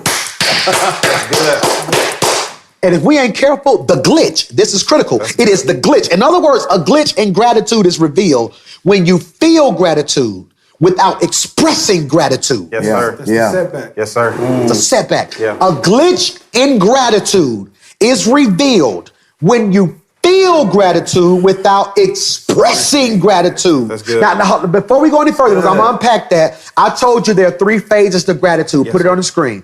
3 phases of gratitude. Gratefulness and gratitude go together. They're birthed out of each other. Yeah. Watch this now. Gratitude is when, gratefulness is when I have a feeling in my heart that is expressed with my words, Yeah. and a gift is given in return.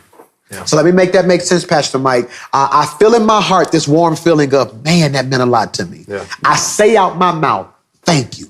I really appreciate it. You don't know what this means for me. Yeah. But then I give an action in return. Yeah. I pass that back. It can be a hug. Yeah. It can be something that I do in return. Yeah. So that way it is reciprocal. It is reciprocal, not parasitic. You got me? Yeah. What is a parasite? Something that is only there for what it needs. Yeah. The moment it drains it dry, it finds another host. Yep. Moves on. Yeah. A lot of us have parasitic friends, parasitic family members. Yes. And I want you to catch this now. So a glitch in gratitude is revealed when you feel, somebody say feel. Feel. Gratitude without expressing gratitude. So let's talk about it. Let's work the difference between a feeling and expressing. Yeah. Jump in there. I think it's good because most of the time the 9 get a bad rap for being ungrateful, when the fact is we demonize them when we really should humanize them. Many of us, we feel gratitude, but we've also been guilty of having a glitch in it because we felt it, but we didn't express it. That's good. It's almost like being married and your spouse gets you something special and you feel grateful for what they just blessed you with, but you never said thank you. And I realized that many times thank you is a prophetic act for more.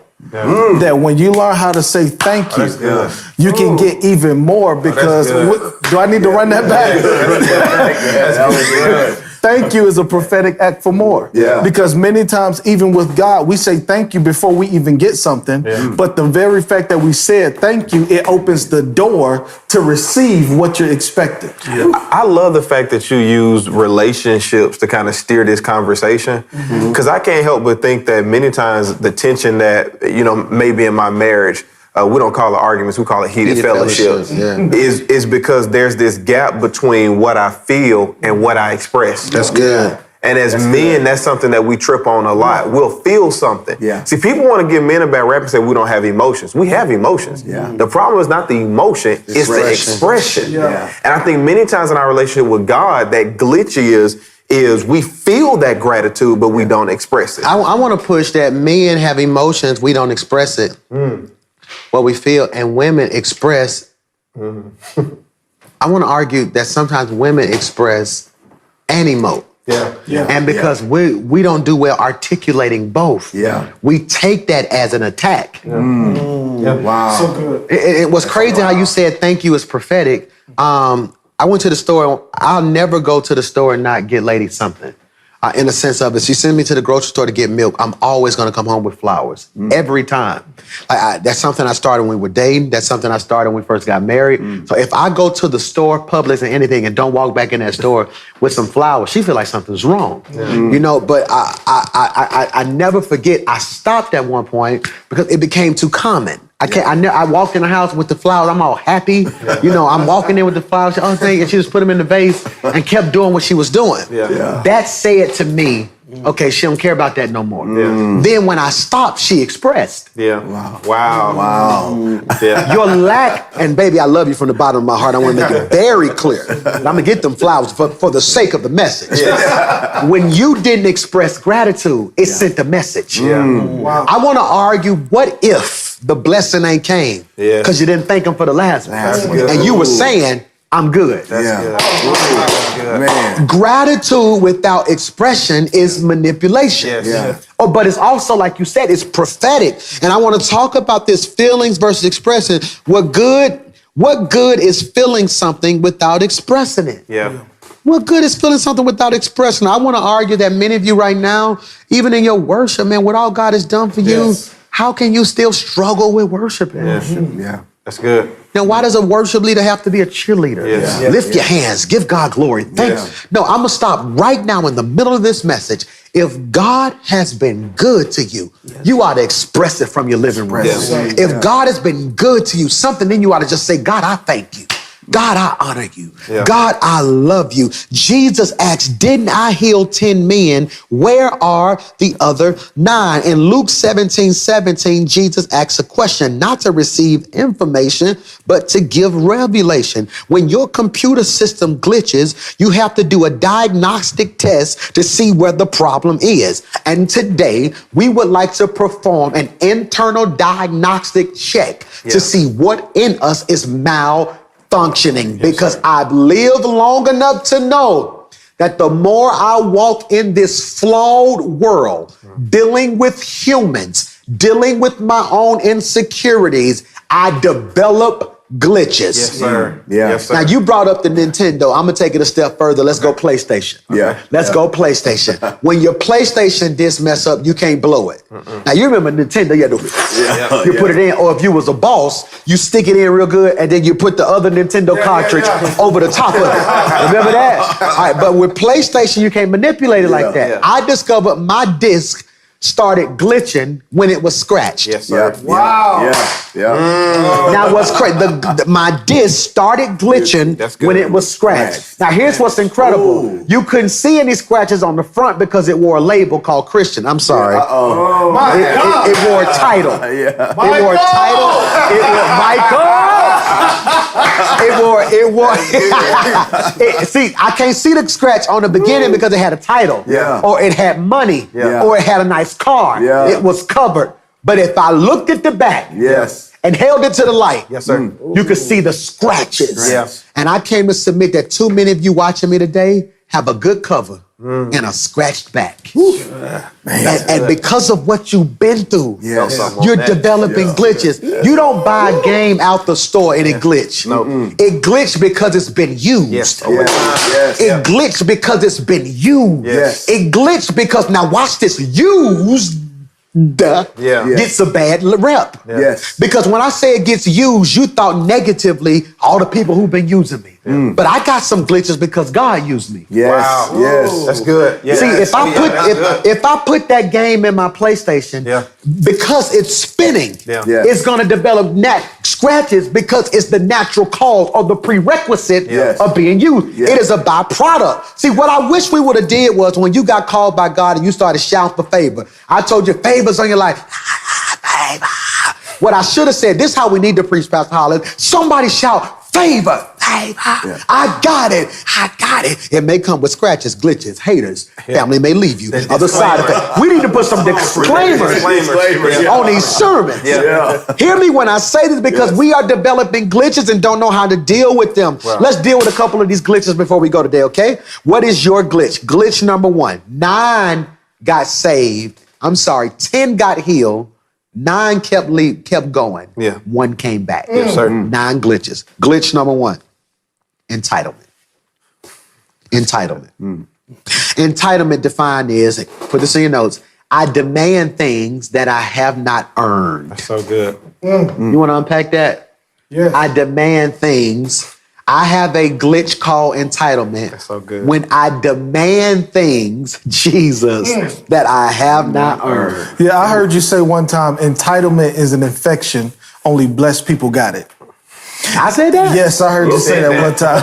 Yeah, you said that one time, and it made me think about how oftentimes we teach generosity, but we don't also deal with reckless generosity. How reckless generosity produces entitlement. Yeah. This is why God doesn't even give us everything we want. Yeah. He only gives us what we can manage. Yeah. Because if you always get what you have not earned, Yeah. you will never appreciate or be grateful for it. You'll feel entitled to it. That's good. That was good. I said all that too? That other part was you. Yeah, the other part was me. Jesus Christ. Can I jump in there? Yes, sir. I think this is so good because when you think about entitlement is the opposite of gratitude, right? Because when I'm grateful, I open my heart. When I'm entitled, I close it. When I'm entitled, I assume that whatever I have, I should have more of. And so I overlook what I already have because I'm always looking for what's next. I know we beat I want to up. push you. I want to push Okay, you on that. okay, I want to okay. push. We may have our first push. Okay. What if I argue gratefulness is when I open my heart, entitlement is when I close my head? Jesus.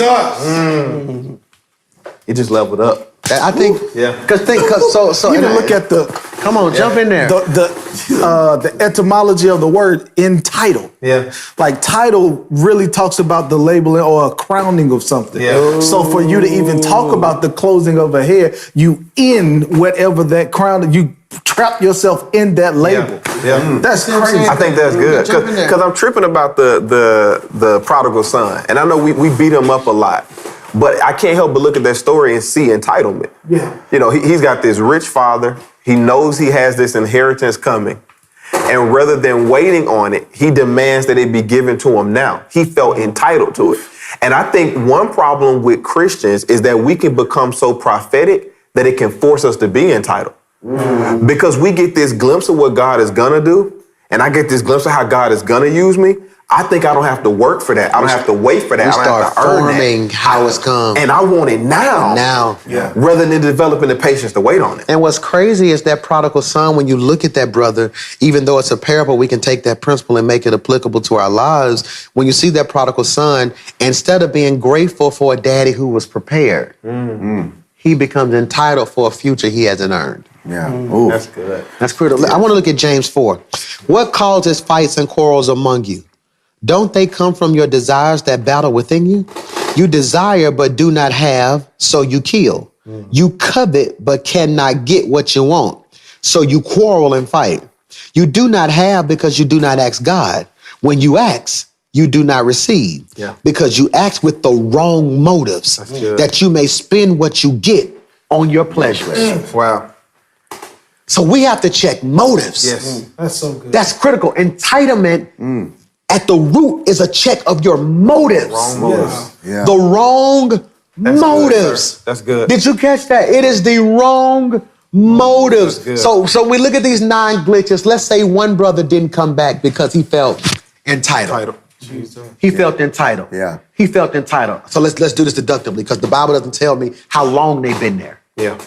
I don't know if one been there 1 year, one been there 9 years. So since it's not in the text, I should be quiet, but my imagination says entitlement looks like I've been sick 12 years. Yeah. If anybody deserved to be healed, Yeah. it's me. Yeah. Yes, sir. Yeah. I've been at this church 9 years. If anybody deserved to preach, it should be me. Yeah. Wow. I've been on this job. If anybody deserved it. Yeah. Because I ain't trying to be funny. I ain't trying to be funny. But the other folk with leprosy snuck home 3 times. I stayed in quarantine. Quarantine. Yeah. Now you snitching. Yeah.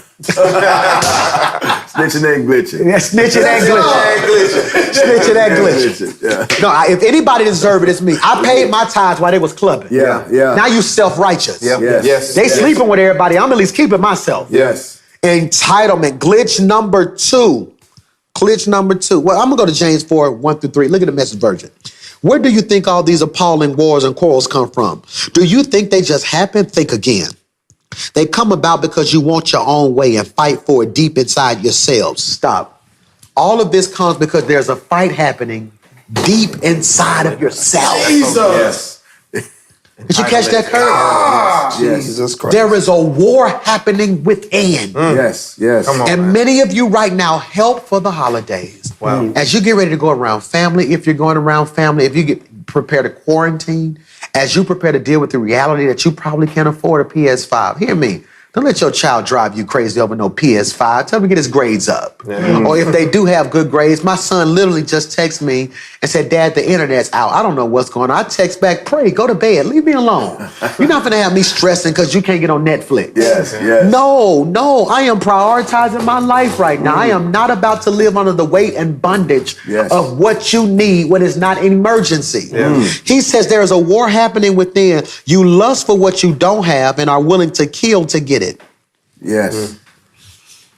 I'm gonna argue that some of us are willing to kill to get it, although not physically. We kill some relationships. Yes. Wow. Yes. Yep. Yeah. I know some people right now that will throw you under a bus for a spot. James is, and if you have Bounce TV, get ready because the Stellar Awards are doing a Christmas concert or a Christmas program on Bounce TV that's aired nationally all over the world. And they asked Pastor James to be a part of it. And he's performing 2 songs. We know right now there are artists who would throw your name under the bus just to get on that. Oh, yeah. They won't kill you physically, but they'll kill your name. Yes, yes. And I think in that, for me, it's even making sure that my motives are pure for certain types of success. Because let's just say as an artist, you can have a season where you're not hot. And it's like, what's your reason for wanting to get back to number one? So if I'm more entitled, I deserve to be here. I deserve to be number one. It's like, instead of me being grateful that God did it, I'm more so, I wanted to show them that they thought I was done. I'm back. They thought I wasn't going. So it's like, if your motives, you have to continuously check your motives. Because if not, you'll be glistening. You will, instead of telling God thank you, you'll be focused on, I showed them. Yeah. Look at verse 3. And again, it was a lot in that. It's a lot in that because I'm going to admit, as the pastor of this church, there were seasons where I had to prove some people. I felt, I never forget, I told God, when I said, God, I need you to do so and so they could see I wasn't a mistake. Wow. Yes. Wow. God, do so and so my family can finally see I wasn't as bad as they thought. Yeah. That's good. That's good. I don't know who's watching this right now. And the weight you feel on your life is not that God is applying pressure to you, but you have this unsaid pressure where you're just trying to prove your enemies wrong. Who once you make it, still ain't gonna be satisfied. Still ain't gonna like. Look at verse 3. And why not? Because you now know, watch this, you be asking for what you have no right to. He says, why ask God when your motives are wrong? You're asking for something you have no right to. Now look at this last clause. You're spoiled children, each wanting your own way. Bless me. I'm going to say this and 5 of y'all going to receive it. The worst thing God has done for some of you has been good. That's good. Can I jump in that, Pastor? Yes. When I saw that spoiled children piece, that really stood out to me. I was having a conversation with my 6-year-old the other day, and she was saying, Daddy, I want you to go to the store and buy me a toy, all right? We get to the store and we buy a toy that I'm positive she already has. She is so entitled or used to going to the store and getting a toy, she'll forget what she already has at home. And I'll buy the same thing 2 and 3 times. And I think we do God the same way. When we don't have a good memory of what God has already done, we begin to overlook. That's good. We start thinking we'll discount what we already have in favor of something else just because it's new. Just because it's new. Like that box, that doll that's in that box on the shelf at Walmart works the exact same way as the one that you hid under your bed and forgot was there. And I think many times when we don't do a proper inventory of what we have in our life, we'll abuse God's goodness. I want to jump in there because you tied memories to this motivation piece. And I realize whenever the enemy wants to corrupt your motivation, he attacks your memory. He changed the way you see something happening. Or makes you forget how it happened. I think that's so strong. And I think that part of being grateful and part of avoiding this glitch of entitlement is making sure you have a solid memory, right? Let's remember, think about these 9. All right? So we talked about last week how, hey, at first I need to be grateful that I'm not dead. So before I even get to thanking you for healing me, I need to remember the fact that I'm not dead. I need to remember the fact that you saw me. And so I think you grow in gratitude when you get this memory, right? You get your memory fixed and remember all the things God did to keep you, to protect you. We're so excited about 2021 that we'll forget that God kept us in 2020. That's right. And that's why I'm pushing again for everybody who's connected to Rock City and following your pastor's life. God has been too good to us. God is bringing us through one of the most difficult years we've ever experienced. And if we don't sow a seed into what God is doing, we do not properly have gratitude. That's why December 20th, as a church, we're giving a greatest gift seed. So I'm pushing you, and we're calling it the greatest gift. Start praying about where you're going to sow that weekend, because we have to show God gratitude. I feel in my heart you've been good. I say out my mouth, I thank you. I sow to show you that I appreciate all that you've done for me. So the first thing we talked about was what? Entitlement. Entitlement. Number 2, we have ignorance. Now that's rich. Ignorance. Ignorance is defined as I don't know any better, therefore I struggle to do better. I don't know any better. So let's say one of the brothers kept moving because he felt entitled. I should have been healed. Let's say another brother kept moving because he was ignorant. He didn't even know to come back. Now we do know that's a lie, because the only person who was a foreigner was the one who came back. But the glitch that some of us can have is ignorance. Is ignorance. Look at Hosea 4:6. My people are destroyed for a lack of what? Knowledge. Knowledge. There are certain seasons of your life where you need to tell God, I repent. I didn't know better. I just didn't know better. Ain't that crazy? I didn't know better. When I first got, I didn't know how to be so-and-so. When I first had a kid, I heard someone tell me the other day, by the time you figure out how to be a parent, Dr. Ivy Hillier said this, and it blessed my life. He said, by the time you figure out how to be a parent, they gone. Wow. He said, you finally catch a rhythm. Now they teenagers and grown. So again, ignorance is a glitch in your gratitude. Many of you didn't even know that I should stop it. Like, oh, this is so rich. You told God thank you for the job, but you didn't tell him thank you for waking up. In everything. Give thanks. But how does the scripture go? In everything. In all, give thanks. Give thanks. It's in everything. I thought my grandfather, Bishop Calvin Woods, was crazy. When we would get in the car, he would crank the car and then say, God, I thank you for the car crank. God, I thank you for getting me to the gas station. No, for travelers' grace and arrivals' mercy. We jump in cars, don't even pray, and we assume we're entitled, thinking we got to make it to our destination. And for many of us, you talk about ignorance. We didn't understand that what I have is just as valuable as what I want. So I never took time to thank God for what I have because I was too busy chasing what I wanted. But it's the knowledge that we get, even through this teaching, help for the holidays and understanding the gratitude, the principle of gratitude, that what I have is just as valuable as what I want, and who I am is just as valuable as who I want to become. Even for me, that was like, wow, like that's something that helps me be even more grateful. Like, I need to thank God, not just for what he's doing, but for what he's gonna do, but for what he's already doing in my life. And I think that's good, James, because you talked about teaching. And I think that's why we got to be so grateful to be in a ministry where there is solid teaching. With your kids, somebody gives them something and you have to say, what are you supposed to say? Wow. Somebody does something, hey, what you supposed to say? Thank you. And I think many times how God has to teach us. Because naturally we can become ignorant to what we should or should not be grateful for. You can only live at the level you've been exposed to. And so when you talk about ignorance, you have to deal with the fact that even though we're all human and gifted and glitched, we have blind spots. And I think ignorance kind of speaks to those blind spots in our hearts, to where when we get blessed, we don't even know how to respond. And because we don't know how to respond, we don't know what to do with the blessing. That's good. That's good. And so when you look at ignorance, you're literally saying, I am willing to stay comfortable living in darkness. That's good. I want to add to that too. I think one of the greatest examples of a person who carries this whole idea of what gratitude should look like is David. David gives us an example of this in the Psalms. It teaches us often when he had situations that he would go through, he would rehearse the reputation of God. And so when it comes to the Psalms are there the scripture tells us here that we perish for the lack of knowledge. And if we would resort back to the scriptures and remember this example that David sets to rehearse the reputation of God, this idea of not knowing goes away because the scriptures lays it out there to us how we should be grateful, how we should show a spirit of gratitude whenever God does something for us. Yeah. And so I think David spells that out for us. That's critical, and I really need you to catch this, man. So let's do this. Let's do this because we're running out of time. So number one, we have what? Entitlement. Yes, sir. Yes. Number two, we have ignorance. Number three, we have immaturity.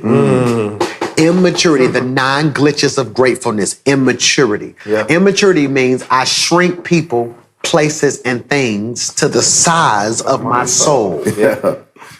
Immaturity means I shrink people, places, and things to the size of my soul. Jump in there. Yeah, one of my favorite theologians, Dallas Willard, said, too many Christians want to grow old without growing up. And when I run that back.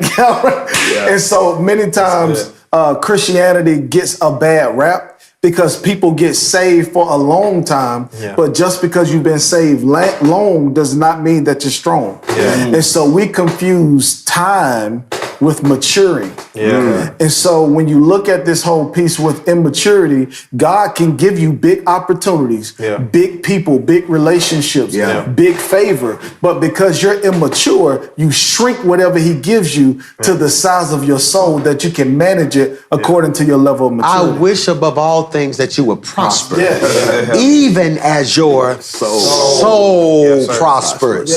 Even as your soul prospers. That's why it says, I can't remember off the top of my head, but it said, to some I give the gift of marriage, and to others I give the gift of singleness. One scripture said that I pray that you grow into the largeness of marriage, because it is a soul issue. God is not coming back. When I stand before God, he's not going to ask me about hollers. He's going to examine my what? Soul. Yes. And what's important about that is immaturity shrinks people, places, and things to the size of my soul. 1 Corinthians 13 and 11, when I was a child, I talked like a child. I thought like a child. Yes. I reasoned as a child. And when I became a man, I put away childhood ways behind me. I need you to catch it. Look at the man. When I was an infant at my mother's breast, I gurgled and cooed like any infant. When I grew up, I left those infant ways for good. And I think immaturity and maturity is a juxtaposition that we have to unpack. And we're running out of time, but I believe this is so important. Why, Pastor Mike? Because I want to submit to you that certain blessings, I believe, will be withheld based off of the level of our immaturity. Yes. So good. I really believe that. Yes. Samuel Chan said that where God can take you sometimes is based off of your pain threshold. Yes, sir. How much pain you can endure determines how high God can take you. And I've lived long enough to know a lot of that to be true. When I hear certain people complaining about certain things, like, you're not ready for the next level. If you can't deal with begging on this level, how you really praying for millions? Now, the pain is different. That can preach. The pain is different. So when dealing with immaturity, and I'm finna stop, but when dealing with immaturity, what I should be praying during this holiday season is, God, help grow me up. Yes, sir. You said that, and that was good. A lot of people want to grow old, but not grow up. Yes, sir. And we cannot confuse length with strength. Yes. And that is so that's so real. Just because you've been in church a long time does not mean you have a strong relationship with God. Can I jump in there, Pastor? You said something, and you were doing a training for pastors, and I was kind of peeking in from a peripheral, but it blessed me. You said, don't covet, don't compete, don't compare. And I think when you're immature, you always do one of those three things. The immature believer is going to compete, they're going to covet, and they're going to compare. Especially comparison. I think one of the problems with comparison is that it's a lose-lose game. So if I compare what God is doing in my life to what God is doing in your life, if I win, I become prideful. If I lose, I become insecure. That's so good. We got the best church in the world. This is the best church in the world. I just joined again. Say it again. All right. So comparison is a lose-lose game. If I win, I become prideful. I'm better than them. Look how God using me. If I lose, I become insecure. I never be like them. I'm not good enough. And I think immaturity shows up in our gratitude. That's a glitch in our gratitude when I'm so caught up in comparing what God is doing for somebody else to what he's doing for me. And so now I can't be grateful for what he's doing in my life because I'm so busy comparing to what he's doing to yours. I'm on to the next. Yep. Yes. I'm on to the next. That's the greatest lie we got to kill. Yep. I'm still in now. I'm now. Wow. I'm on to the next. That was one of the worst problems I had. We would feel about, well, all right, what's next? Yeah. We would do something. Now, what's next? Yes. We get through it, this tell us now, I'm ready to kill something else. What's next? Yes. And we have yet to stop and just thank God for what he's already done. I don't know who's watching right now, but you need to pause and just thank God for what he's already done. Yes. Get past your immaturity. Get past your desire to be what you feel you need to be and just sit in this moment. God has brought you through one of the worst years in the history that we've been existing. I believe we should just stop and just tell God, thank you. I'll do one more. Number four, impatience. Impatience. This is good. It's good. Go back, Leslie. Impatience. You're moving a little fast. I irrationally pursue blessings prematurely. So I'm gonna go fast, Leslie. Go back to entitlement, just the definition. So watch this. Entitlement suggests I demand things I have not earned. Yes. Number 2, ignorance suggests I don't know any better, therefore I struggle to do better. Yeah. 3, immaturity shrinks. I shrink people, places, and things to the size of my soul. That's good. And number 4, impatience. I irrationally pursue blessings prematurely. Yeah. That's critical. And somebody watching me right now, that is a perfect place to stop because you are chasing stuff God don't want you to have. Wow. And you're running after stuff that if you caught, you wouldn't know what to do with. I see dogs chasing cars all day. If that car stopped, all the dog is gonna do is bark at it some more. It can't eat the car, it can't drive the car. Something in him is irritated with the movement of that car and said, I need to do something about it. But if the dog caught the car, he couldn't do nothing with it. Many of you are chasing stuff that if you caught, you wouldn't even know what to do with if you got it. Saying, God, give me $1 million. Manage the 3,000. I don't want to catch nothing. I can't cook. I don't want to catch nothing. I can't cook. That's good, man. Hear me when I say this. What's the use in pursuing something I can't manage? And most of us are pursuing what we think will make our lives better. And I'm here to suggest to you, once you get it, you still gonna be bitter if you don't value who you are, not just who you trying to be. Am I talking to anybody? I irrationally. I was talking to one of my spiritual sons who's getting ready to open a business. And he said, I feel like this is my moment to get the building and do X, Y, Z. I said, no. I said 3 things. Do you got the money in the bank? Number 2, can you handle your bills if it don't work? And number 3, X. I started listing some stuff. I said, if you ain't got that, there's a thin line between faith and foolishness. Yes, sir. So good. Yeah, that's good. Wifey done been through too much. Your kids done been through too much. You just can't keep shooting shots for the sake of shooting shots. I told him, man, he lives in Detroit. He said, man, Pastor, thank you for that. And I said, man, I love you, but at a certain point, you got to be rational. I got faith. It ain't foolish. And I'm going to argue faith is educated. So good. Faith ain't a shot in the dark. Faith is the substance of things hoped for. Come on. It is the evidence. Faith is substance. Faith comes by hearing, and hearing by the word of God. Faith is educational. Faith is informational. Faith is rational. Faith is relational. Faith comes by hearing, which means I had to sit at somebody's feet and listen to what came out of their mouth. And if I don't have relationship, I can't get faith. If I'm not rational, I'm not walking in faith.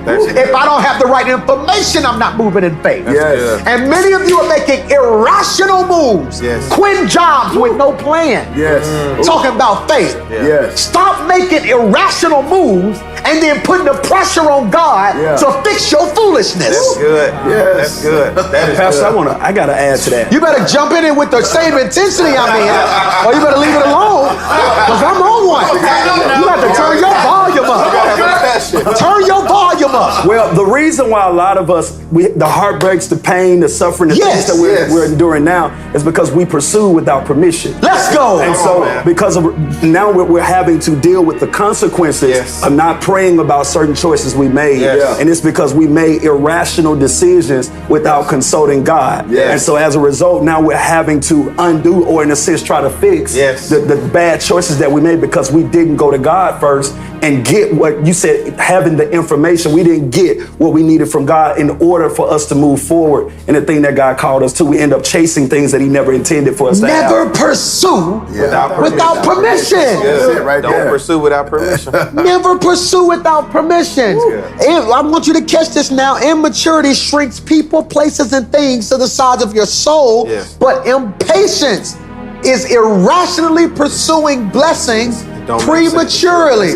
Now I want to do something. I want to erase that, because now that I'm saying it out loud, we shouldn't have used the word blessing.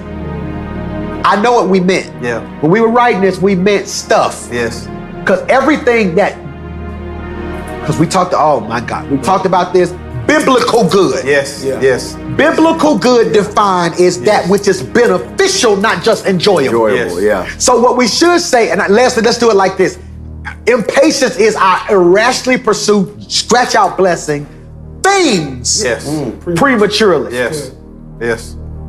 Can I argue that some of us have pursued people prematurely? Come on now. I know certain people who probably would have been happy for the rest of their life in a relationship, but they got together too soon. They pursued stuff in each other too soon. You should have waited. Ooh, that's good. You should have waited. Y'all got together and I was like, oh, that's gonna work. Then I looked at them and said, now if y'all not touch each other, y'all gonna be all right. But they wanted something. So they passionately, irrationally pursued it, thinking if we connected, we would be happy. Now from there, y'all fall out. Passionate. I'm losing it. I'm finna have church. Galatians 6:9. Let us not become weary in well-doing. NIV. Let us not become weary in doing good, for at the proper time. I thank you. I'm sorry, but I got some Baptists in me. Come on, man. I can't do the NIV version. The NIV version isn't good enough for a young brother from Birmingham, Alabama. Because when you speak certain scriptures, you got to say it a certain way. Galatians 6:9, I can't do the NIV version. I got to go the version I raised in. Let us not become weary in well-doing, for we will reap. If we faint not. If we faint not. Yes. It's critical. For at the proper time, we will reap a harvest if we do not give up. So you ain't gotta, I ain't gotta rush. What's for me? If it's for me. Kurt, if it's for you, it's for you. K.I., you've been behind that camera 10 hours today. If it's for you, it's for you. You feel me? You don't have to sit up and say, man, see, the problem is a lot of us want to do it young. And I don't even want to say that's a problem. That was my goal too. I made so many mistakes. I almost bankrupted me and my wife because one of my goals was I wanted to be the youngest pastor on the Word Network. So at 29, I was paying almost $3,000 a week, emptying my savings, every dime I got, coming on the Word Network, just to say, look at that. Which one is that? That's an entitlement, immaturity, ignorance, all of it. I'm a gumbo. I'm glitched up. Hear me? Just to say. And it almost cost me more than I was willing to pay. Fast forward, just loving God, loving the family. Been on Word Network. Loving God and waiting put me on BT. For free. Wow. They sent a check. That's rich. Irrationally pursuing made me pay for it. Yes. That man, Pastor, that's so good. Oh my God. Immaturity forces you to get less from more. Because impatience is an enemy to your increase. You reap the harvest. Do I need to run that back? Tag team. I'm just here so I don't get fined. That was a mic drop. Jesus, that's good, man. Impatience is an enemy to your increase. I think my brother Hollis said it before. When you rush it, you ruin it. Yes, sir. And so you don't even realize what's on the other side of your patience. Yes. Because Proverbs suggests to us that patience is greater than power. And when we learn how to be patient, we have to realize that sometimes our downtime is not downtime, Yes. it's development. Yes, that's good. Impatience is the enemy to your increase. Yes. And my brother's better than yours. This is good today, ain't it? Yes, strong. I want to stop right there. We got about 5 more to do. We're going to come back next week. Is that cool? Yes, sir. All this week, I want you to join the devotional as we unpack each one of these. I think it's 5 days in a week. Yes, sir. So we'll probably take a day each day and just sit in each one of them and then review. Father, in the name of Jesus, don't go nowhere until I pronounce this blessing over your life.